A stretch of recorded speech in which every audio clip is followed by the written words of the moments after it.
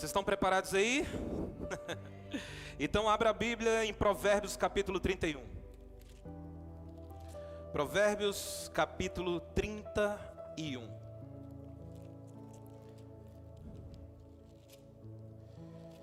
Provérbios capítulo 31. Quem trouxe Bíblia, levanta a Bíblia aí em nome de Jesus. Amém. Isso aí, a galera está começando a trazer a Bíblia de papel para a igreja. Traga a Bíblia para a igreja. Provérbios capítulo 31, a partir do versículo 26. Coloque aí para mim, por favor. Provérbios 31, 26.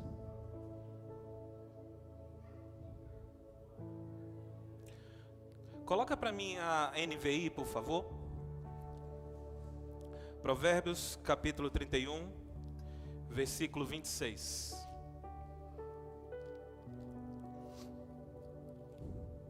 Quem achou, diga amém.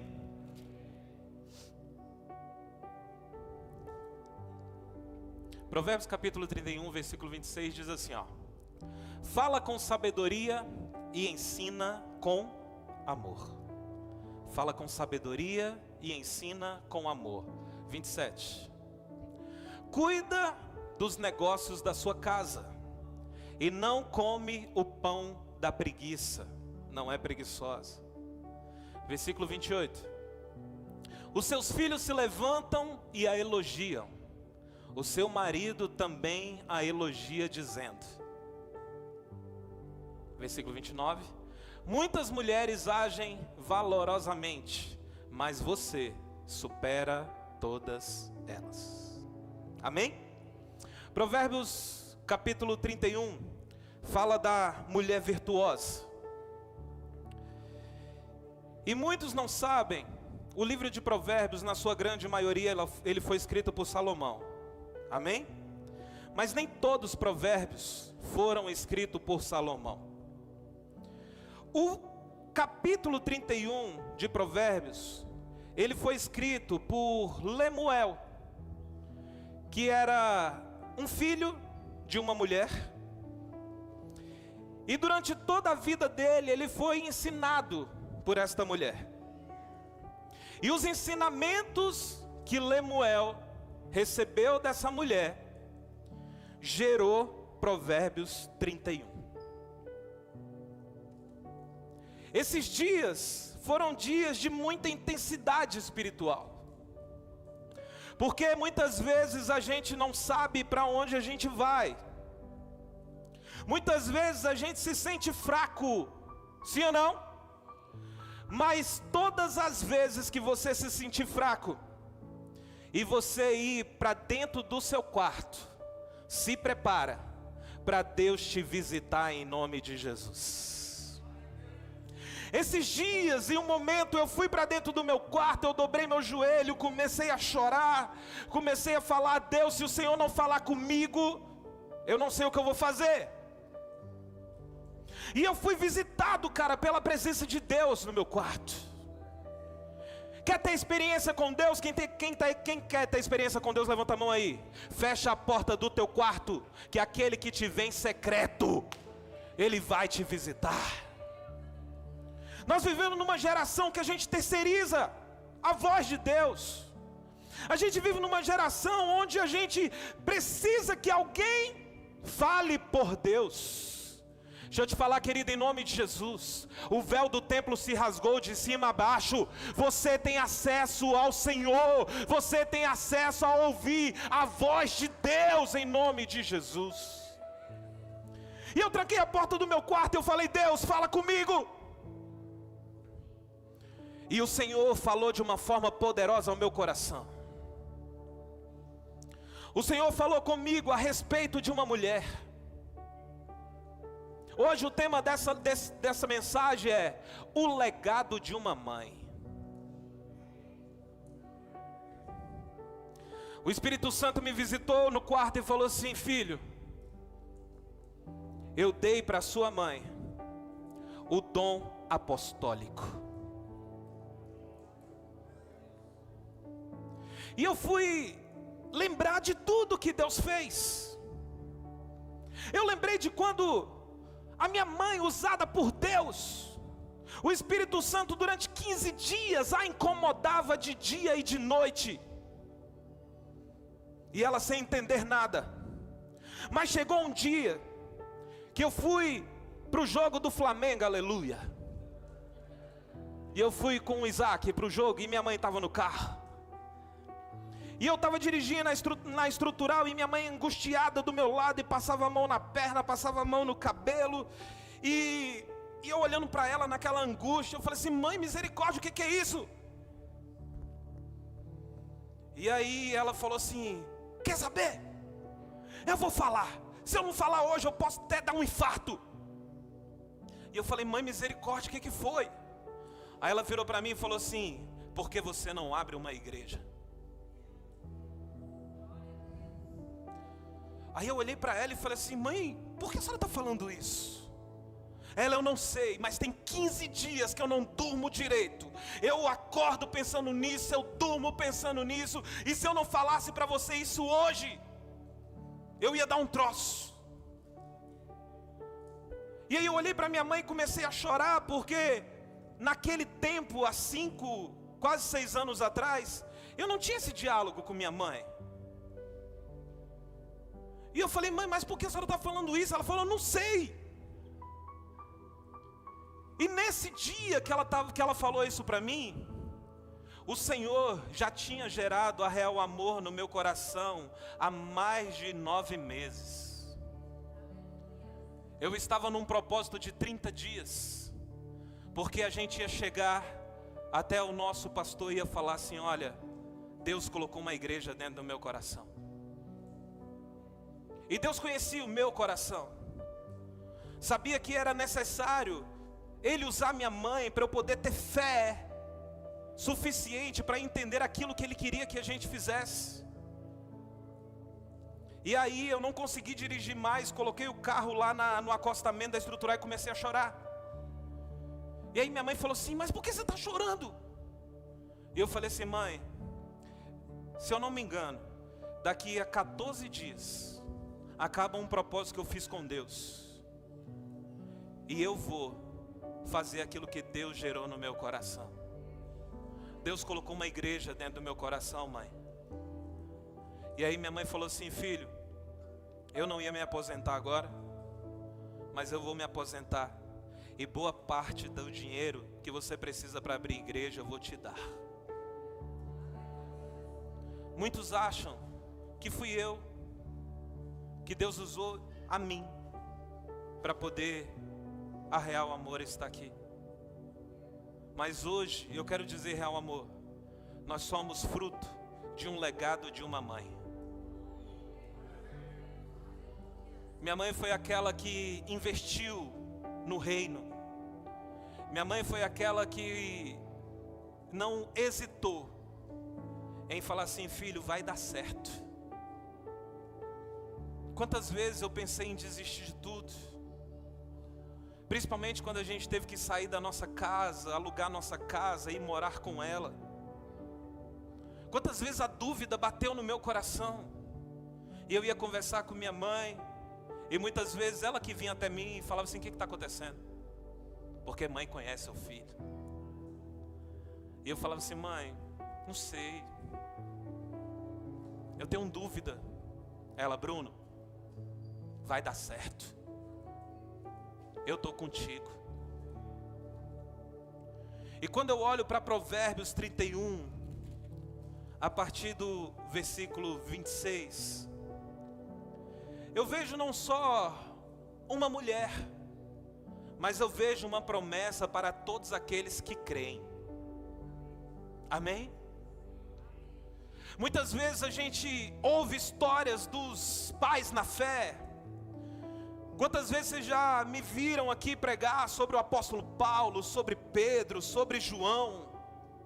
E a gente esquece que nós podemos também deixar um legado. Nós podemos também escrever Atos capítulo 29. Amém? O livro de Atos acaba no capítulo 28, e a gente vê desde o primeiro capítulo, principalmente a partir do capítulo 2, quando a Bíblia fala que todos estavam reunidos e todos foram cheios do Espírito Santo. A partir dali a gente vê o médico Lucas escrevendo sobre pessoas comuns. A gente se inspira na fé de Paulo, sim ou não? A gente se inspira na fé de Maria, sim ou não? Claro que sim. E por que a gente também não se inspirar na fé um dos outros? Olha para a pessoa do seu lado daí e fala assim: eu me inspiro na sua fé. Amém? Eu creio nisso, cara. Eu creio que até hoje Deus levanta homens e mulheres para nos inspirar, para a gente olhar para a vida dela e falar assim: eu vou te imitar. É por isso que o apóstolo Paulo ele fala assim: sedes meus. Ele não fala assim: sedes imitadores de Deus. Ele fala assim: sedes meus imitadores como eu sou. Ele tem tanta convicção de quem ele era em Deus, que ele fala assim: você pode olhar para mim, porque eu sou um representante de Deus na terra. Eu vivi durante 43 anos com uma mulher que era a representação de Jesus para mim na terra. Não só por palavras, mas pelas atitudes. Essa mulher me ensinou, e me ensina até hoje, o valor de um amigo. Amém? Se eu não me engano, na segunda-feira, eu acho, a casa do meu pai lá estava lotada de gente. E aí a gente teve um papo muito legal. Eu senti a presença do Espírito Santo lá e a gente começou a refletir o seguinte: a gente não tem priorizado as relações. Quando a gente quer, a gente prioriza. A nossa casa estava cheia de gente. A gente mudou a rotina. A gente deixou de fazer algumas coisas. Sabe para quê? Para apenas estar junto. Para apenas ser um bálsamo na vida de alguém. Só que a gente está tão distante disso, cara. A gente está tão preocupado com as nossas coisas. Muitos de nós estamos tão focados no dinheiro, que a gente esquece de priorizar o outro. Ontem eu fui na missa de 7º dia da minha mãe. Pastor? Minha família estava lá. Minha avó estava lá. Posso falar? Jesus estava lá. E o padre, ele falou justamente sobre isso. Pessoas se preocupam hoje com os bens materiais, dá vida por isso. Só que esse legado de uma mãe, me ensinou que eu não preciso priorizar isso se o ser humano tiver nesse contraste. Essa mãe deixava de ganhar dinheiro, deixava de fazer hora extra para poder ganhar dinheiro, porque um amigo mandou uma mensagem falando assim: vamos para a chácara? Eu e você, a gente faz isso? Eu e você, a gente tem uma atitude dessa? O próprio Jesus, ele disse que não há amor maior do que aquele que dá a vida por um amigo. Jesus, ele poderia ter cumprido com um propósito sozinho, sim ou não? Claro, cara, ele era Deus. Mas ele junta 12 homens imperfeitos do lado dele e fica com esses caras 24 horas. Tem uma cena do The Chosen que mexe muito comigo. Os discípulos, eles estão numa fogueira e eles estão discutindo sobre um monte de coisas. Aí eles começam a falar de algumas pessoas e tal, e aí um tá brigado com o outro, um tá magoadinho com o outro. Aí Jesus, ele acaba de sair de um momento intenso em oração, e a cena é os discípulos ali discutindo sobre coisas bobas que muitas vezes eu e você nós fazemos. A gente deixa de falar com pessoas por conta de besteira. A gente deixa de visitar alguém da nossa família porque a gente foi ferido. Onde está o evangelho nisso, cara? Que evangelho a gente está vivendo hoje em dia? Essa mãe me ensinou a perdoar. Porque ela falava assim: Bruno, não interessa o que fizeram, o que importa é o que você vai fazer. É como está o teu coração.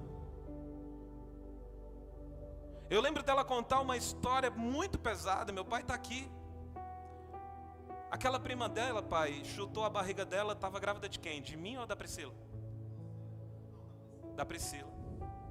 Eles estavam numa festa, eu lembro disso. Eu lembrei disso, criança, esses dias, meditando e Deus falando comigo. Eles estavam numa festa e uma prima dela deu um chute na barriga da minha mãe para matar a Priscila. Minha mãe perdoou essa prima. Eu e você faria isso? Pessoa Jane, você grávida dessa princesa aí e alguém chutar tua barriga para matar sua filha? Essa mãe me ensinou a perdoar. E aí, voltando para o The Chosen, os discípulos lá estão discutindo com coisas banais, como eu e você a gente faz. Aí Jesus só passa e ele só olha. E naquele momento que ele olha para os discípulos ele tem uma consciência de que, cara, o que a gente está fazendo?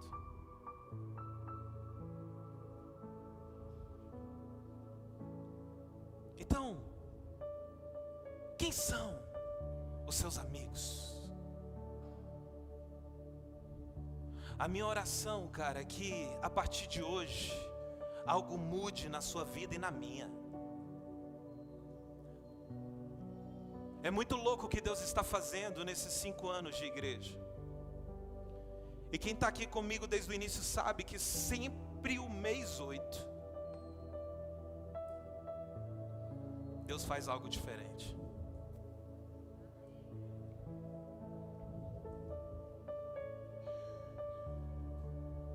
Nós sepultamos minha mãe dia 31. Para dia 1º começar algo diferente. Muitos acham que isso é apenas uma pregação de um filho. Não, cara. Eu sei do que eu ouvi em Deus durante esses dias. Eu sei as palavras proféticas que Deus me deu para a igreja. Nada do que acontece é por um acaso. Nada do que acontece é por um acaso. Se Deus permitiu, é porque existe um propósito. Então o legado de uma mãe me ensina que eu preciso priorizar as relações. Amém? Se prepara, real amor. Nós vamos viver um tempo incrível nas relações. Amém? Deixa eu te falar, se você ainda não se relaciona aqui dentro, você não vai aguentar. Amém? Porque a igreja que o Senhor nos deu é uma igreja de relacionamentos. Aqui o que mais importa, pessoas. O que mais importa são as pessoas. Outra coisa que eu quero falar com vocês, que esses dias o Senhor falou ao meu coração. Coloca para mim aí Provérbios 17:17. Eu até citei ele. O amigo ama em todos os momentos, mas na adversidade nasce o irmão.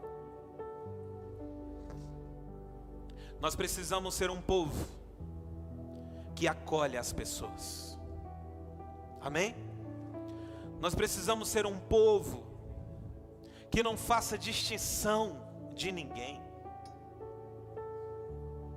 Nós precisamos ser que, independente daquilo que a pessoa possa ou não te oferecer, você está ali.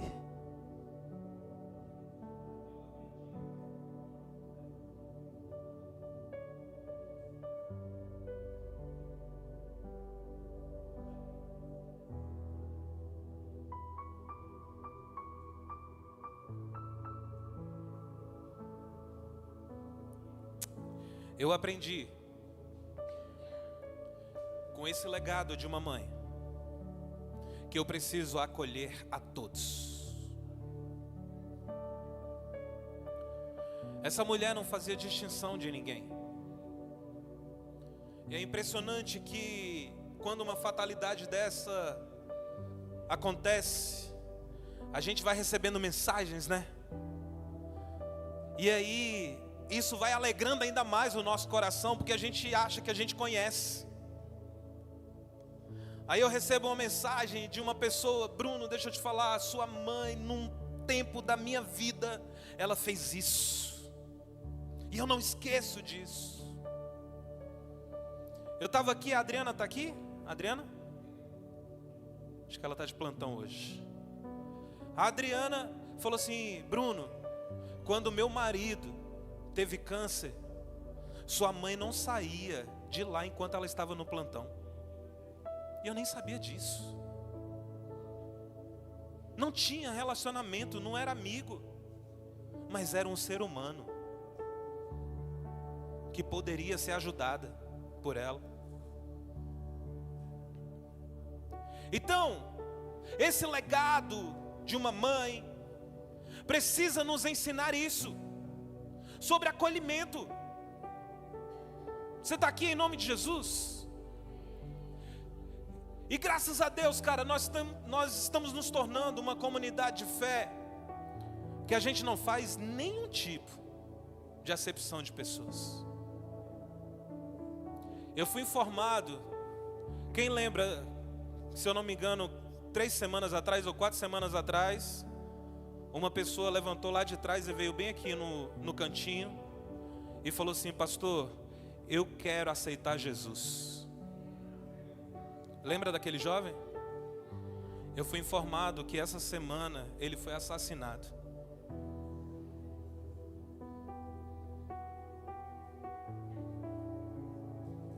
Imagina se nós não estivéssemos aqui. Imagina se lá na porta ele não fosse acolhido. Imagine se lá na porta ele não tivesse desejo de entrar. Os planos de Deus são maiores que os nossos. A gente vai entender? Não vai.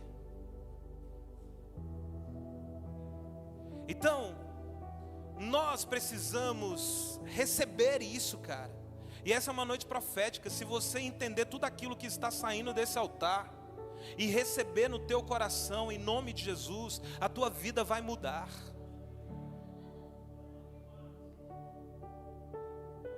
Eu estava olhando lá no dia do sepultamento, tantas pessoas que não conseguiram chegar até nós para poder abraçar. Me mandaram uma foto do cemitério engarrafado. Não tinha como entrar no cemitério. Pessoas, teve um pastor amigo meu que foi lá, ele falou: Bruno, eu estacionei fora do cemitério e vim correndo, porque não tem lugar para estacionar. Sabe por quê? Porque o legado dessa mãe, ela valorizava as relações. É por isso que a Bíblia fala que é melhor a gente estar num lugar onde há luto do que um lugar que há festa. Porque no luto a gente reflete. E a gente que está acostumado, é até estranho falar isso, né? Mas a gente que está acostumado, né, pastor Edivaldo, a fazer sepultamentos, a gente sempre reflete. Tem sepultamento que só tem o morto e 2 ou 3. A gente reflete. Que eu falo assim, cara, e o dia que eu estiver ali? O que vão falar de mim? Quem serão as pessoas que estarão ali? Sabe? Então, real amor em nome de Jesus. Nós precisamos ter reflexões que nos levam à mudança. Coloca para mim 2 Timóteo 1,5. 2 Timóteo, capítulo 1, versículo 5. Olha só, o que a Bíblia diz. 2 Timóteo, capítulo 1, versículo 5. Recordo-me. Isso é o apóstolo Paulo escrevendo para o seu filho na fé chamado Timóteo. Recordo-me da sua fé não fingida, que primeiro habitou em Lóide, a sua avó, e na sua mãe Eunice, e estou convencido de que também habita em você. Você consegue enxergar um legado só nesse versículo aqui? Primeiro, uma avó que se levanta, que ora pelos filhos, que clama a Deus, que ensina a sua filha a essa fé, que depois essa mãe ensina essa fé ao filho, e que o próprio apóstolo Paulo, ele fala assim, olha, eu me recordo da sua fé, Timóteo, que ela não é fingida. Cara, em nome de Jesus, o que nós estamos construindo como homens e mulheres de Deus? Ou você está aqui apenas para curtir a vida, apenas nas coisas materiais? Eu acredito que não, porque senão você não fazia parte de uma igreja. Agora, se você está aqui em nome de Jesus, começa a se fortalecer, começa a ver a sua vida e fazer uma análise, e falar assim, cara, como está a minha vida com Deus? Quem eu estou me tornando? O que os meus filhos estão vendo em mim? Porque evangelho não é boca, o evangelho não é palavras, o evangelho é ação. Quanta hipocrisia hoje a gente vive, cara, porque pessoas só falam, mas não agem da forma que dizem. Aquele ditado, faça o que eu falo e não o que eu faço, isso é hipocrisia. Não, em nome de Jesus, se você já falou isso para o seu filho, peça perdão, porque o seu filho tem que fazer o que você faz, amém? E não o que você fala. Nós somos reflexo da atitude dos nossos pais. E eu glorifico a Deus, cara, porque Deus nos deu uma família extraordinária, né, Priscila? Deus me deu um pai que me ensina calado.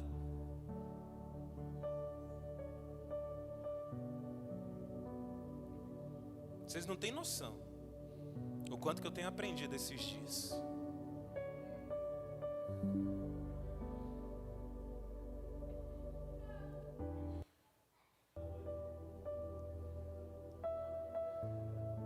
E para a gente caminhar para o fim,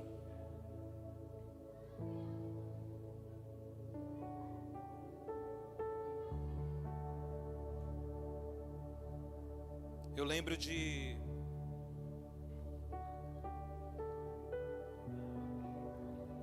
um dia, minha mãe me pegar,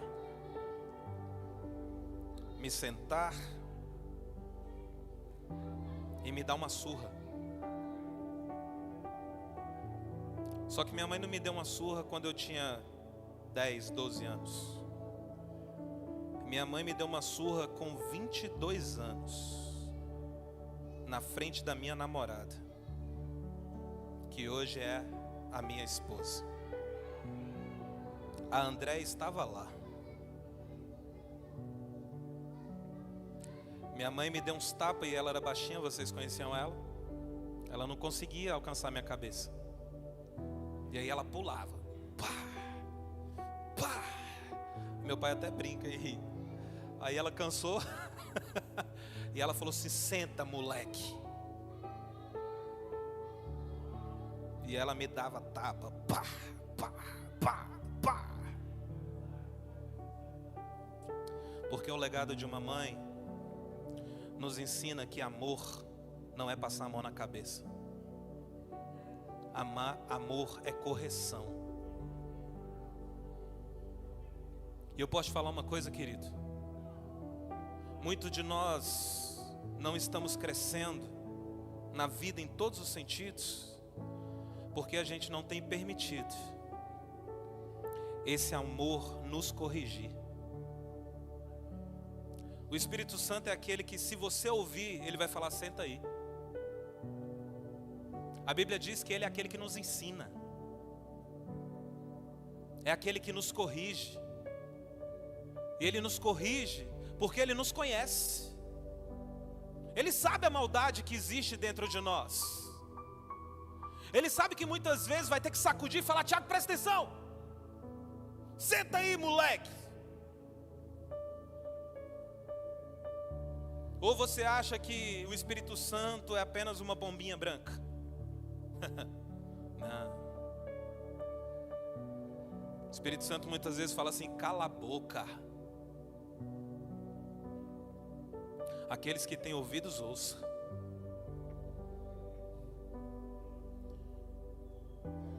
Então hoje eu quero apenas compartilhar um pouco de um legado que nós vamos falar muito ainda. Como Deus tem ministrado ao meu coração, cara. Quantas experiências eu tenho tido com Ele. E é por isso que nós estamos de pé. Amém? É por conta dEle. É quando estamos fracos, aí é que estamos fortes. As pessoas falaram assim: Bruno, coloca alguém para pregar. Eu falei: como é que é? Eu vou pregar, eu vou estar no lugar onde ela sempre quis que eu estivesse. Eu via o brilho no olho dela, olhando aqui, ó. E é estranho porque a cadeira está vazia. Ela sentava ali.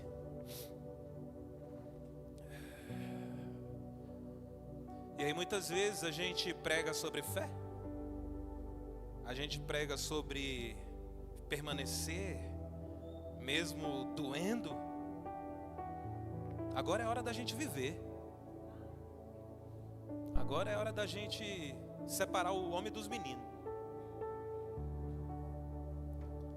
Como eu falei lá no cemitério, cantar: Deus me deu, Deus tomou, bendito seja o nome do Senhor, a Ele a glória.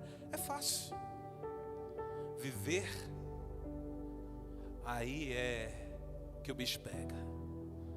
Mas deixa eu te falar, querido, quanto mais intimidade você tiver com Deus, mais você vai ter entendimento de todas as coisas. Minha mãe voltou para a origem. Como diz o pregador, o céu não é o nosso destino, o céu é a nossa origem.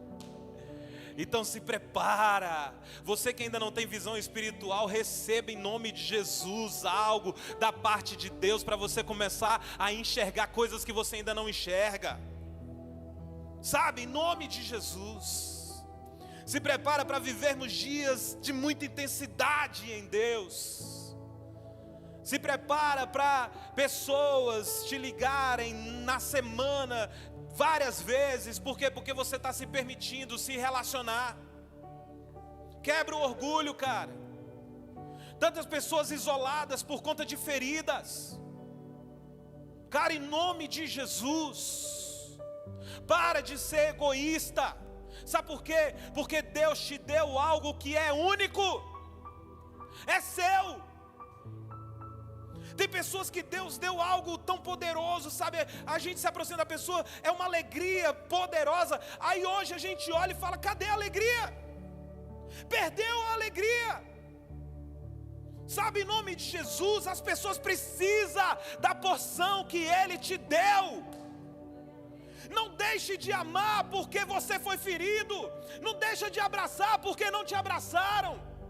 Não deixe de ser intenso na igreja porque te... Ai, Jesus. E para encerrar, uma das coisas que esse legado de uma mãe mais me ensinou foi viver o verdadeiro evangelho e não a religiosidade. Um dia, minha mãe me sentou e falou assim: você esqueceu da sua família. Eu falei assim: como assim, mãe? Você não tem tempo mais para mim. Você não tem tempo mais para o seu pai. Você não tem tempo mais para sua irmã. E onde eu estava? Na igreja, de segunda a segunda. E o que adianta ganhar o mundo todo e perder a sua casa? Graças a Deus, cara. Minha mãe me ensinou isso. E desde quando a gente inaugurou a Real Amor, minha mãe nunca faltou um culto. E eu falo nunca, sabe por quê? Porque é nunca mesmo. Porque quando ela não estava aqui, ela estava online. Ela não perdia um. E quando eu falava besteira, é ela e meu pai, até hoje. O que foi aquilo que você falou mesmo? Está errado. Explica melhor. Eu falei: não, mãe, eu quis... Não, mas você não quis dizer isso não. O que eu entendi foi aquilo. Então explica melhor. Porque se eu não entendi, imagina o povo. Então ela era essa, sabe? E uma das maiores experiências que eu tive com Deus, e a certeza que minha mãe... Eu falo para as pessoas, minha mãe foi arrebatada, cara. Para quem não sabe da história, minha mãe foi para João Pessoa. Para quê? Tirar férias? Não. Celebrar o aniversário de uma amiga. E aí celebrou o aniversário durante o dia todo, de meio-dia até às 18. Quando deu 18 horas, ela pegou a minha avó que estava lá com ela, levou a minha avó para casa, deu banho, cuidou da minha avó, colocou ela deitada. E aí os amigos falaram assim: não, vamos para um restaurante ali. Ela falou: vamos. Quem conhecia minha mãe, ela era intensa. Ela era imparável. E aí ela falou: vamos, claro que vou. E aí duas amigas delas que viajaram também daqui, né, que eram daqui de Brasília, foi para João Pessoa, ficou lá no quarto e falou: vocês não vão não? Vocês são muito frouxa. Minha mãe falando para as amigas. E aí só foi minha mãe com as amigas lá da Paraíba. E foram para esse restaurante. Começou a tocar uma música ao vivo. E aí era uma música que ela amava, que ela gostava. Ela levantou da mesa. Na mesa mesmo assim, a cadeira aqui, ficou atrás da cadeira. E cantando, sorrindo, brincando.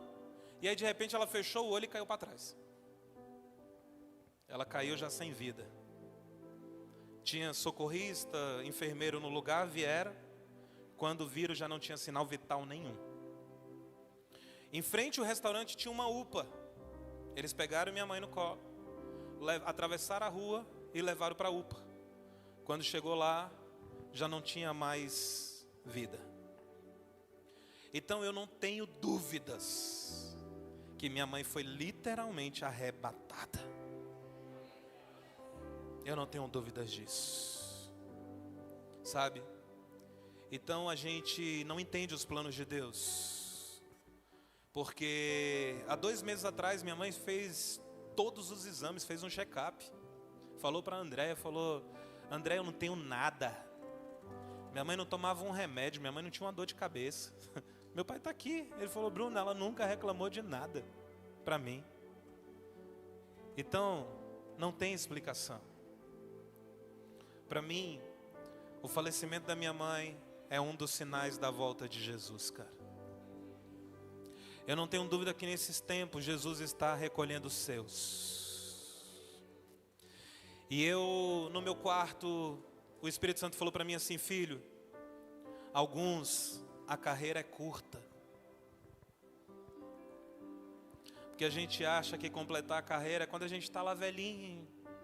Não, alguns a carreira é curta. Completei a carreira e guardei a fé.